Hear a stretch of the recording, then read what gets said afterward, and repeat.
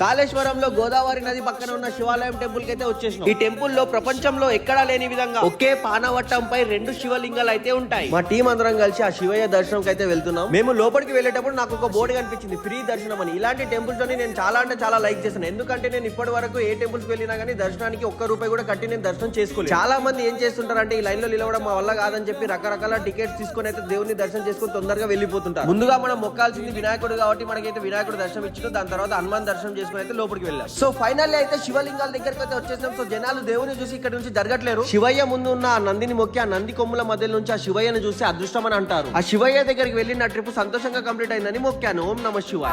కొండాలు ఏలేటోడా అడ్డపొట్టు శంకరుడా జోలె పట్టుకొని తిరిగేటోడా జగాలను గాసంగముడా కంఠాన గరళాన్ని దాసినోడా కంటి చూపుతో సృష్టిని నడిపేటోడా ఆది అంతాలు లేనివాడా అండ పిండ బ్రహ్మాండాలు నిండినోడా